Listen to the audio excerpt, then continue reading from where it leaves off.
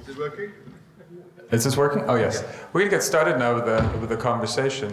Joining me is, of course, Joaquim Sapinho, Ben Rivers, Dennis Lim, and Dennis and I were just thinking that it would be wonderful and really meaningful to invite a great artist who's here tonight and who's very close to António Reis, Victor Gonçalves, to join us for this conversation. So please join us in welcoming Victor Gonçalves.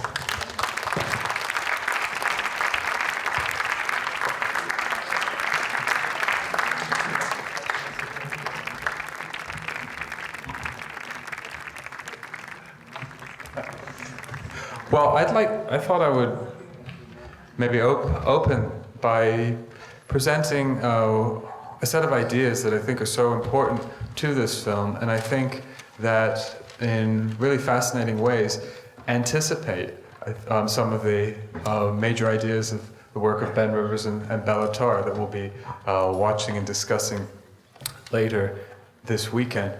And I'm really fascinated by, so these are ideas that I think we'll be returning to.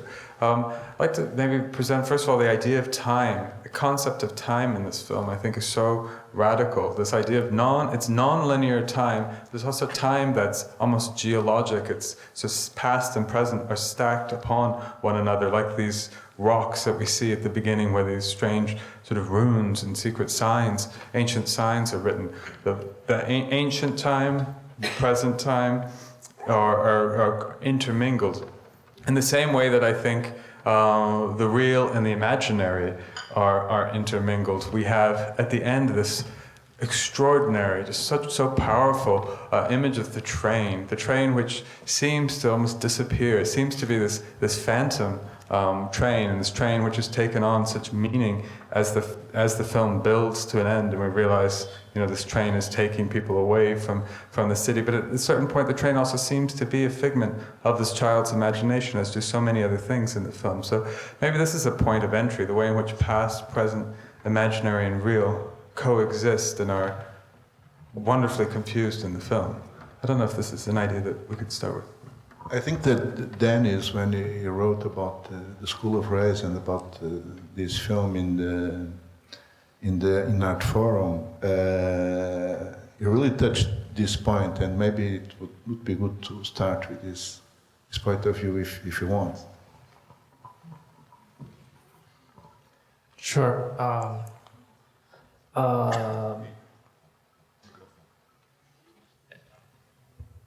Okay, we have two mics. First of all, I think I just want to say I'm very pleased to be here as part of this program. I do think that it's one of the most meaningful things you can do in terms of criticism or curation is to create a new context, and I think that's very much what this weekend's program and the series of programs that Haden and Joaquim have planned for the next few months. It's, I think, an incredibly ambitious one. I think it's something that's going to have a very lasting impact on film discourse and film culture. So, congratulations and thank you.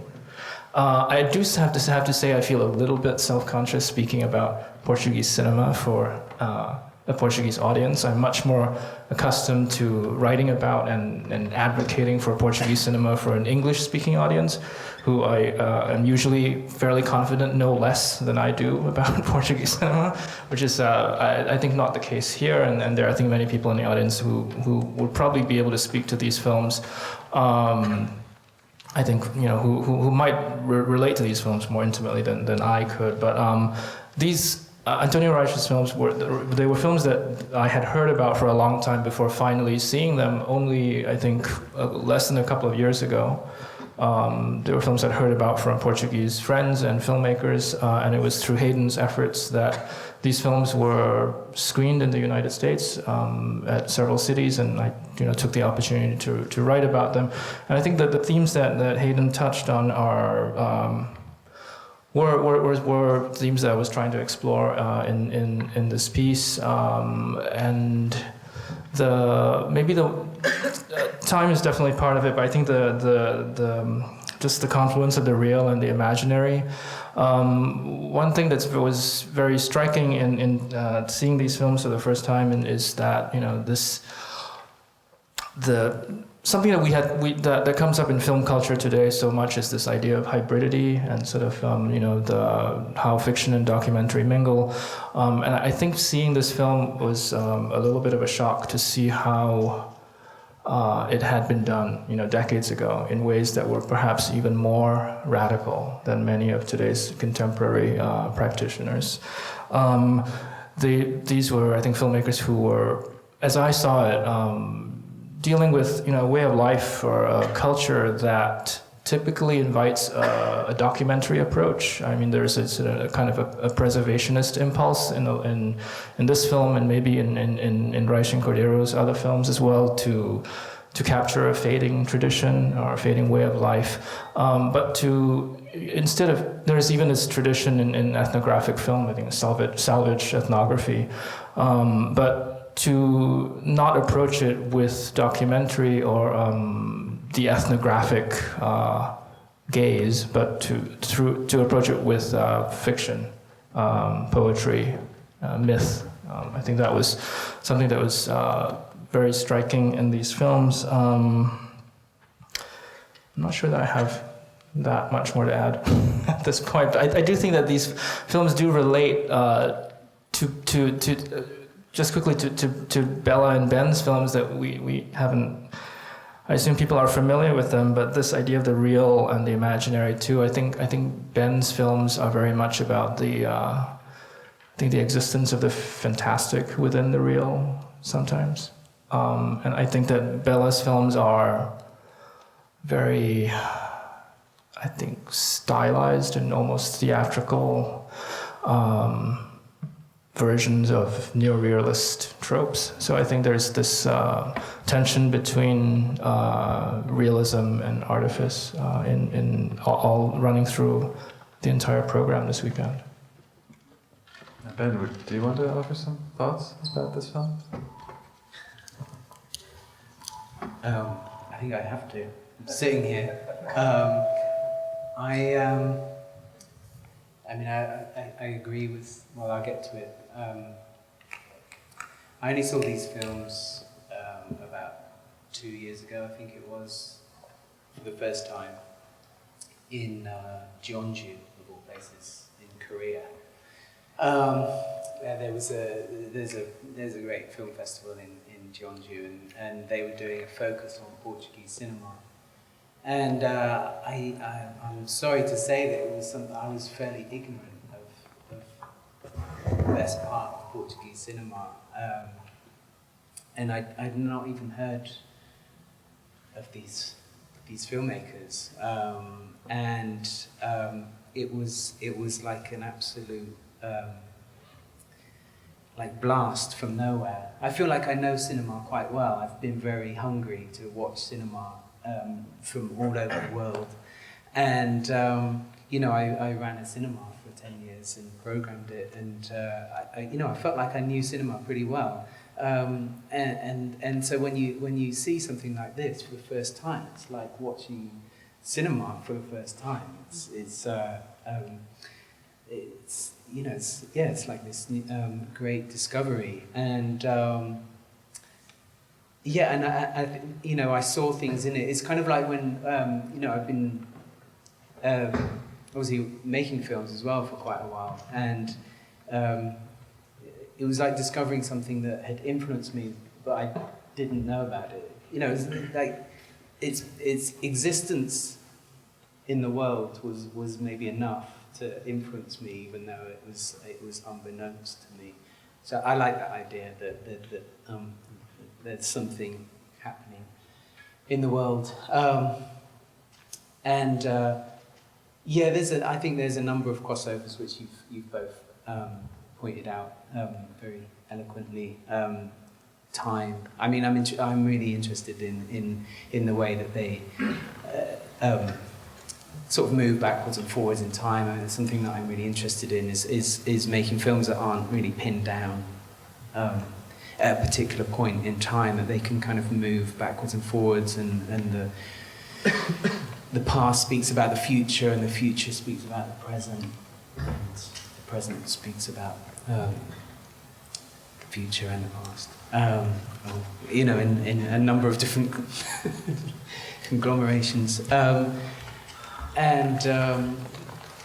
So I, you know, that's what I really like, particularly about this film, is the way that it glides so gracefully in between the different periods. You know, it could be just like somebody looking, and then all of a sudden it's in a completely different space, but it makes complete sense. It doesn't feel like, you know, it's really signposted. Like, this is the real world, and then we're moving into fantasy, and then we're moving into a flashback. You know, it doesn't work like that. It's this amazing kind of rhythm of just moving where it feels necessary at that time. So, yeah, I feel like I'm still learning from it. Absolutely. I mean, there's a fluidity, there's an organic passage between these different, or traditionally kept apart, or divisions between the real and the imaginary. Joaquim, is there anything you want to add? I don't know, because I was so moved by the film that when it is as if all the structure of the film is kind of builds up interiorly while you're seeing it, and you become the film, and one disappears, and at the same time I had this friendship with António, and he gave us classes, and we are friends, and it is as if he was here with us. This is really who he was, and so all this, while Ben was talking, in fact, it's a kind of a dance in time, isn't it? Because it always dances, and one dances with the film. So time also disappears in this relation with António Reis. In which one I was so moved to be with him here, so it's very emotional for me. But with these ideas that, you know, António Reis as a teacher and a mentor to you, were these things that ideas that were discussed and were part of his teaching? I mean, yeah, because we had classes at the Conservatoire. In Bairro Alto, and sometimes, and it was an old convent, so we had at the center of that palace, in which we were in the caves, we had this kind of cloister, and sometimes he gave the classes outside the classrooms, and we went to the cloisters or even to the park, the Príncipe Real. And once I remember we spent an whole afternoon looking at a rubber tree that is in Príncipe Real in the garden, just studying how it flows in the wind, how it stays, and but it was a kind of, not in, or should I say, not in a poetic way in the sense of being immediately poetic, but in the sense of being methodic. The question was to have attention to things, and to the way to one should look with attention to things, and not have a prejudged idea of what things are. And that's why we learned a lot looking at the rubber tree. In fact, the relation with the students was very difficult, because he had a kind of secret, because he wanted to know if we walked the streets filming or not. So with the eyes, but he did it without the camera. Without the camera. Right. But it was a kind of, he was always testing if we were filming or not. before we entered the class. So, and he was not interested. He was very violent. He's very sensitive in a way, but at the same time he was very violent. And he was not interested in the people that were not filming with the eyes. So it was this tension between a kind of poetics of attention on one side, and on the other side a kind of violence of being in the part, on the side of things that exist and are meaningful through attention. I don't know. Of course, Victor was my teacher, and was, I don't know, teacher of half of this room. And when I entered the school, it was António, Reis, and Victor, the great, how should I say, we were so few. I don't know if you can imagine a school with only 7, it had more professors than students, so we are 7 or 8.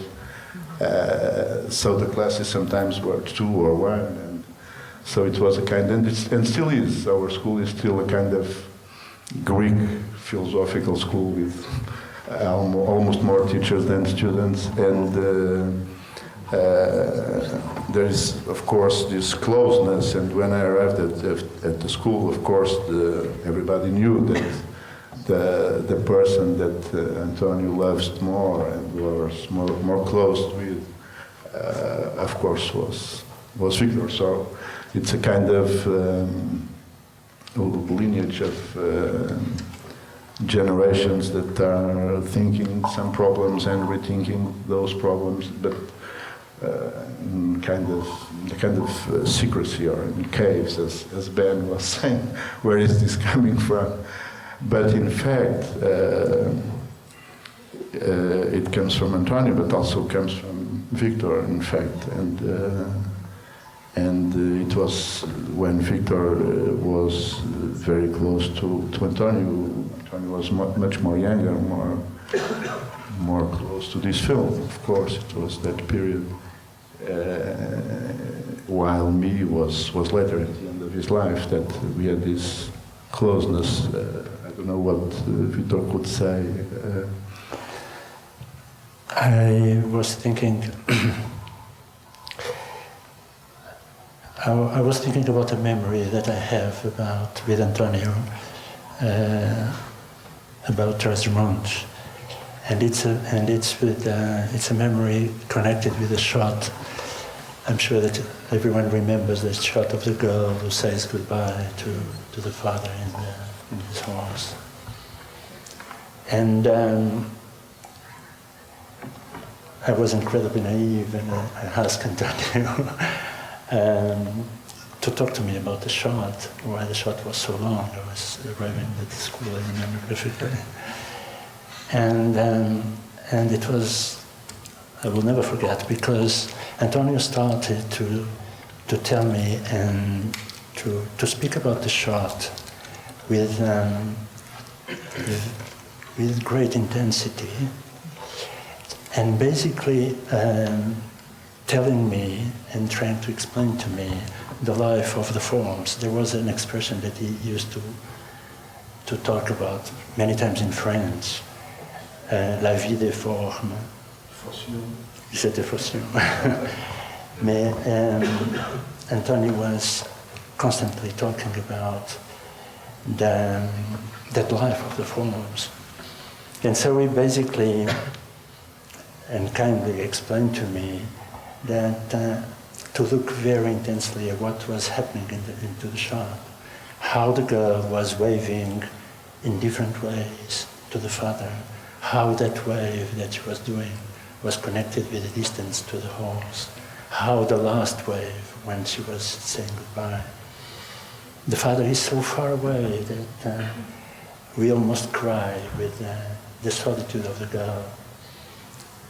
And I think that António had that extraordinary quality of asking us to look at an image an image that seems that we want to look at without very much attention, or we want to look bored on. But in fact, what it teaches us, I think, was to look intensely at an image and to work from there, basically to work from there.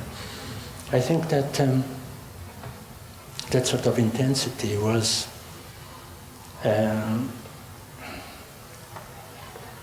very, to tell you the truth, I had the feeling many times with António when we were experiencing in the classes and we were dealing with him with that sort of intensity towards the images, that it was like if we were arriving to some place that we have been doing a long journey.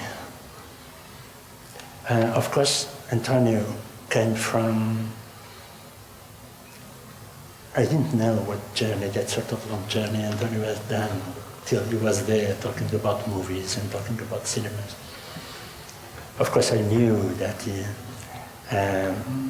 he came from, of course, painting, because he was very, very knowledgeable of painting. And he came from the word and poetry, because he was a poet, as we know. But in fact, what he was basically asking us all the time is to deal with the fact that it was like if he was thinking all the time that there was only through the cinema it was possible to solve the farewells that we have to do inevitably through life. I think that he was not, I think that António was not a nostalgic man, but he was very, very aware of the value of the loss, and was looking today at the picture, and we see how the picture opens with this idea of children discovering the world, and then discovering time, and then discovering. But in fact, António then just goes with us to this idea of loss, this idea of, maybe the word is not the right word, maybe I should use the word of that shot, the farewell. But I think António believed that movies were the only place to deal with the farewells that we have inevitably to say and to live through our lives. That's the power of this, I think, many, many shots that we see in Transmonge. I mean, I think there is this incredible poignancy to these shots, and again to the train, I think, which echoes that. But then there's also an idea that this past, this deep, this ancient past, still lives. You know, that the fact that the children's imagination is in a sense inheriting, you know, this something from the sort of imagination of the older generation. I was so struck by the presence of children, and to think about Dennis's comment about neorealism, you know, to the way in which, or at different tropes of realism, one of them being in Bellatar's films. I think, you know, the children as being such a privileged sort of signifier of the real and of the sort of the, you know, innocence and this, you know, a different type of a way of looking that gives a sort of freshness, a spontaneity to the world. Here, it's this connection, I think, also between the children in the world and the children in the older generations, the ways in which there seems to be this sort of fluidity in which, you know, at one time they're inventing stories that seem to come real, you know, the black and white sheep. Then we see these sheep that could have come from this fairy tale or this fable. And the children are explaining about these rocks that are, you know, lightning rocks, and to a certain extent it almost seems, that has a resonance, it almost seems to be, in the logic of the film, that's a fact, you know, of sorts. I was wondering if this is something maybe we could, I don't know, think about this, the role of the children, which I think is so distinct in the cinema represented by this film. We had one of the classes, in fact, was to look at Germany and Zero for an whole year, and by Rossellini. A whole year. Yeah, a whole year. So, for instance, when the child walks in the stones, in that light. We spent 2 months with those shots in the editing room, back and again, because for him children were the most mysterious beings. I think what Victor is saying is, in fact, it could be extended in this kind of life that the child has of anticipation of the future on one side, but on the other side, that farewell that you were talking about is not only to the father, but in fact to our own childhood. As I'm speaking, I can see him with his hand in the editing table, moving slowly, and with the other hand pointing the movements of the child, coming up and down in the stones, and surrounded by destruction for all the Nazis and all the city of Berlin totally destroyed, and how death was already inside the child, and in fact, as you were saying, how these goodbyes are, in fact, a kind of destiny of the need to erase childhood and to be lost forever in our lives afterwards. He was completely moved by this, and that's why, for instance, the child has this kind of shorts, and it was a month just talking how the shorts and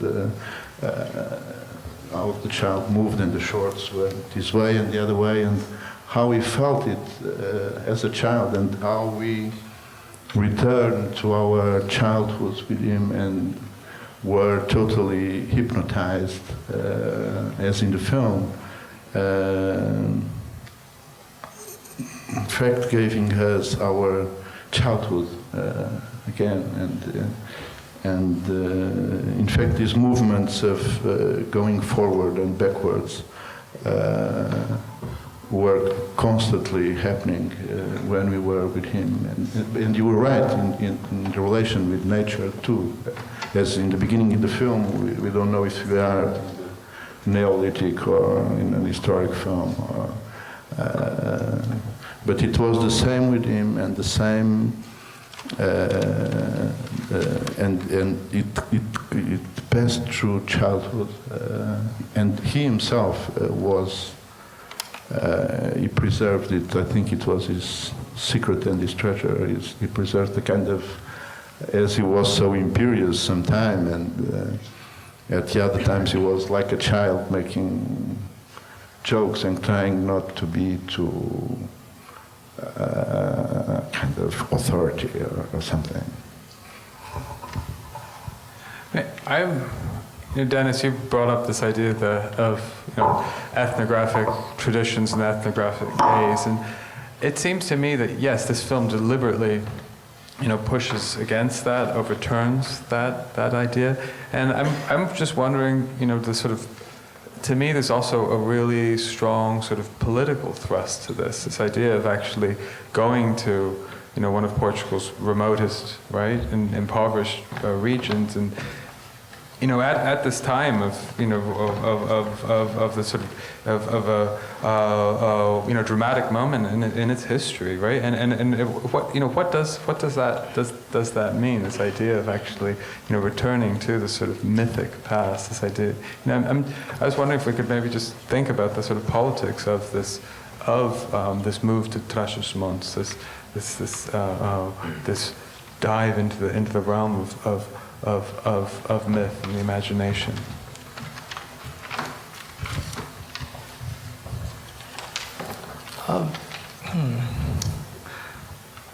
I suppose one way to maybe touch on that and come back to the question that you posed to begin with is, I think this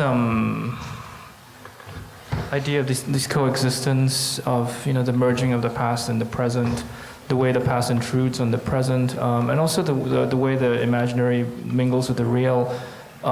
That in itself is documentary in this film, in the sense that it reflects, I think, how these people, the sense of time that these people have, I think, at least, how important the past is, their relation to the mythic past, to ancient traditions, and to stories. As it's like there's a constant stream of stories in the film, which, as you pointed out, sometimes just come to life. So I think, just much in the way that, I don't know, it's like,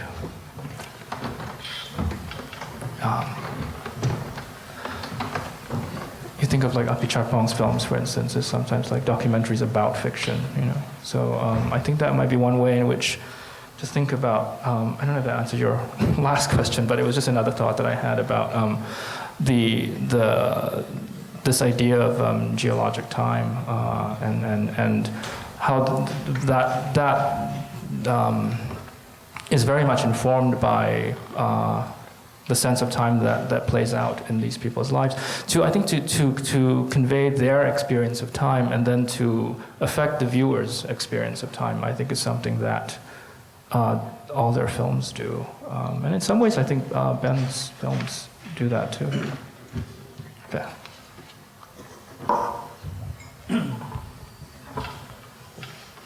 I was just clearing my phone.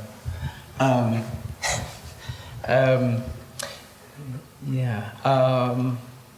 mean, I guess, I was thinking, when I was watching it, I was thinking about my own, I'm kind of leaping back to what you were talking about, thinking about my own childhood, which was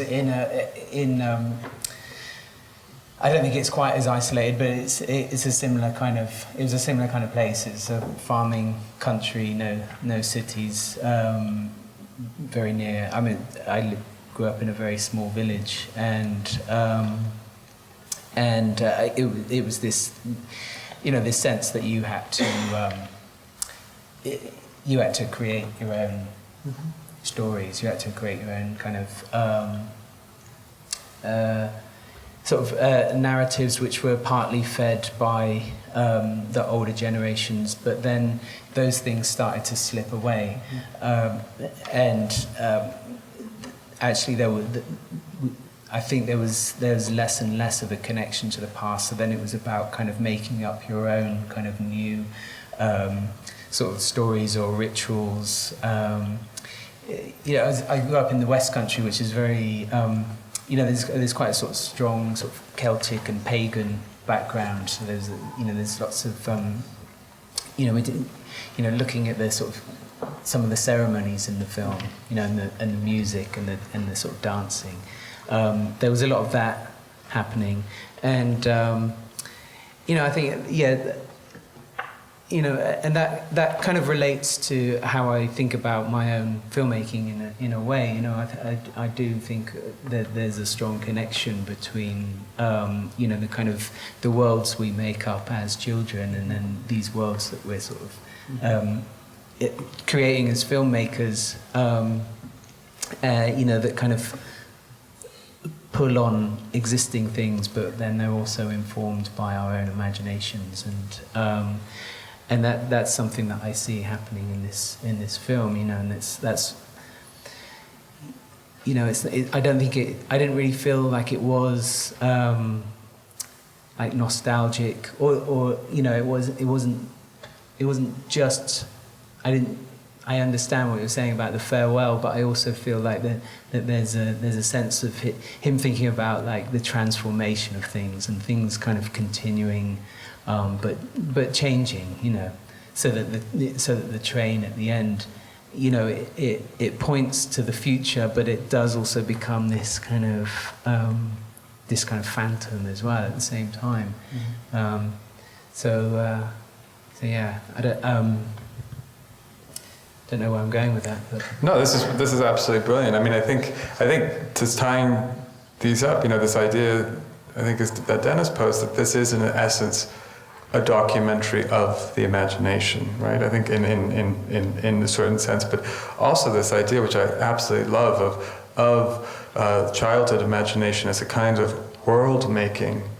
You know, that is something that's shared, and that so as viewers, as you know, it's almost like this sort of proto-cinematic, right? Like narrative world, which is, you know, image stories are told by images, by, you know, a kind of lyrical poetry of images, and a sort of, you know, flow between past, present, between all of these things, in the real and the imaginary. So I think that's a brilliant and wonderful way to think about this film. I mean, I think when I think about this sort of, you know, fluidity between past and present, you know, and, you know, I'm struck by how in this film it's so different from the sort of more modernist, sort of like Faulkner or Bergson, because the way in which the role of the landscape, right, the way in which the film begins with these shots of the landscape and a voice, and it's as if, right, the cries of the shepherd, the boy shepherd, are coming from the stones themselves, and again we're going to these magnificent and haunting shots of this landscape, and it seems to me that, you know, all these collective voices are somehow, you know, speaking to this landscape. The landscape has a presence in the film that I think is that goes beyond just any individual, right, voice, in the way in which the film jumps from person to person, flows, you know, from different individuals. It's no single character's, right, film, but it seems that the landscape inhabits the film almost as a kind of protagonist. So it seems that within the landscape is crystallized this past, present, this imaginary and real in really interesting ways.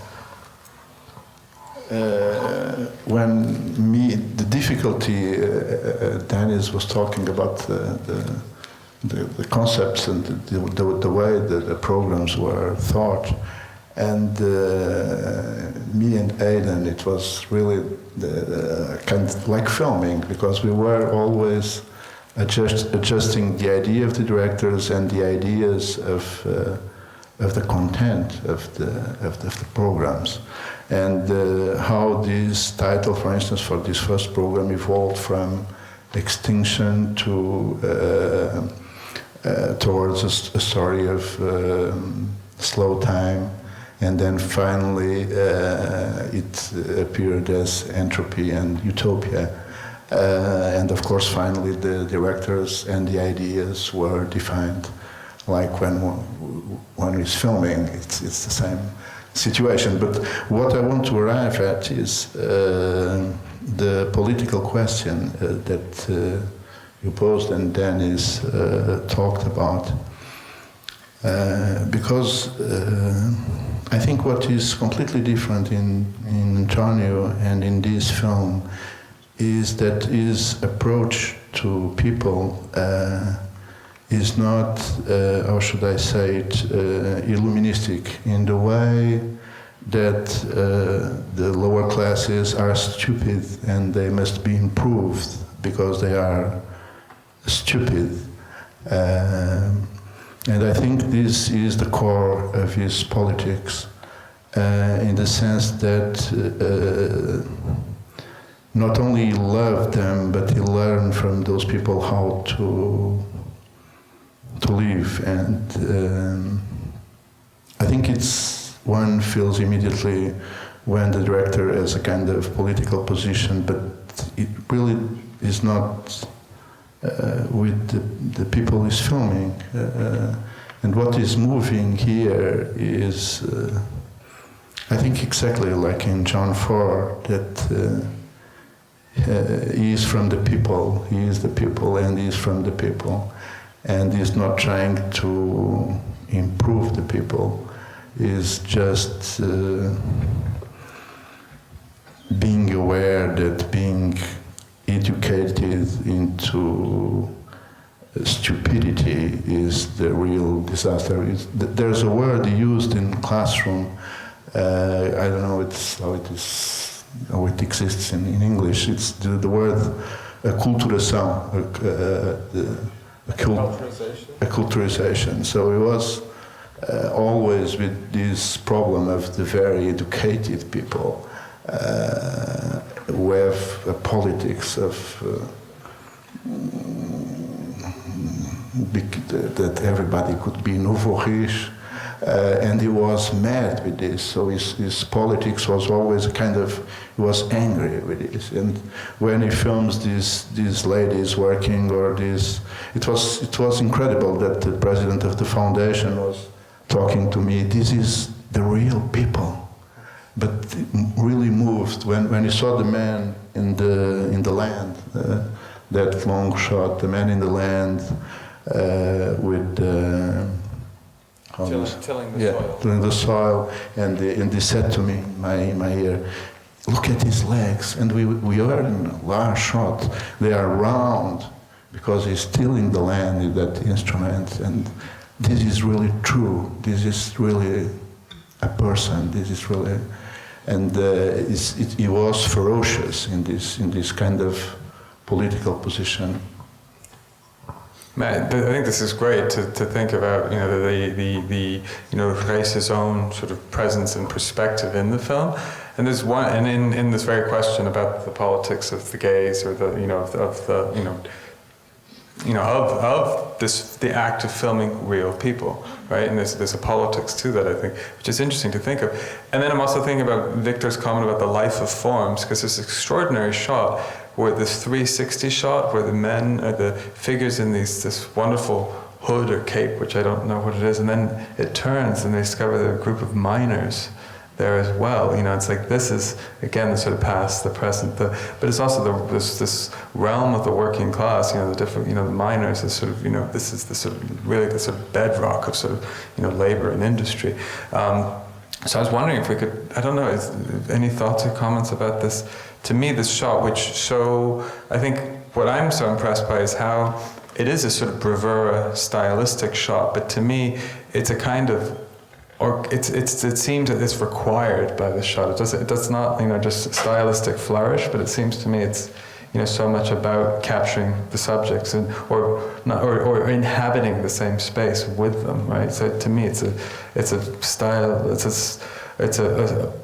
It's a form of respect. I don't know. So is what I was struck by.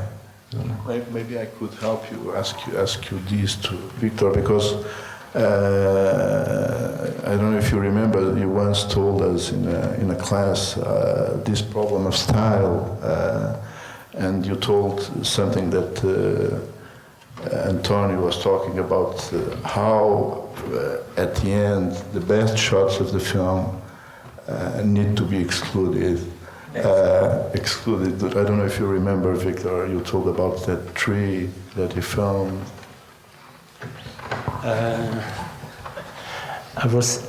I'm sorry, I was thinking I'm going back just a little bit, because a moment ago I was talking about this side of António that exists in the film, that I was talking about the loss and the fairground. But I think but of course, I really do believe that António was ultimately profoundly interested in the triumph of life.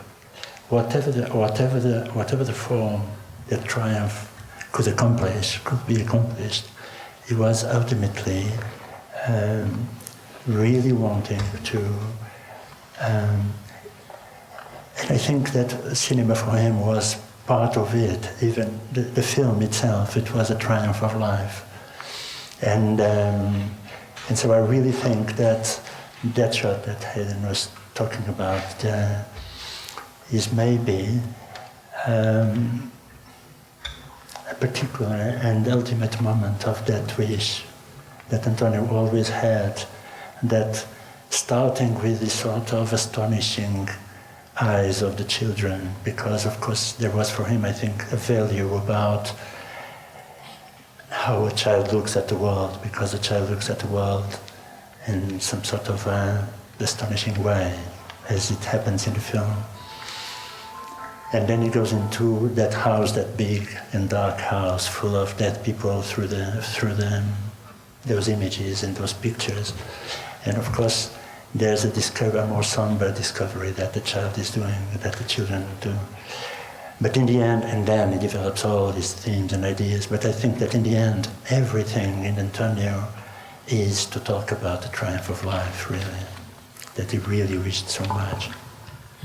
No, just to, I think, touch on this idea of the form and the problem of style.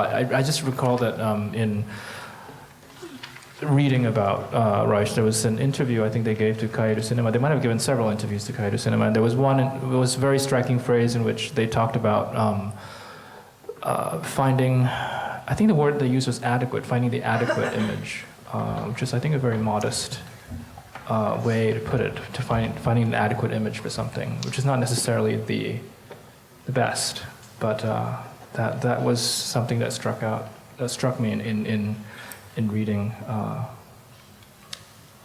There is a certain modesty, I think, to the approach. That was just mine. No, certainly. I mean, I'd love to know more actually about the collaboration between these two filmmakers, and I was wondering if that's something that you could speak to, Victor. We've been speaking about António Reis, but it's like I'd love to know more about how Margarida Cordeiro, you know, if you can speak to her role in this extraordinary cinema. Well, as a matter of fact, I never saw them work together because I was going to be António's assistant when my first film, was financed. So they told me, "No, you have to go." So I really can't speak about it because I was not with them when they were shooting. I made Reis with António, but it's completely different, of course. I don't know. But in the film, there's something that one sees films differently in different moments of what one is feeling in life or what one is living. But I think there's a love to women that was so astonishing in the film. It's completely how women work, how women do so much work in the film, and how they tell the stories, and how. And in fact, we know that Margarida worked at the hospital in which Jaime was filmed, and Trás-os-Montes was not António's region, was Margarida. So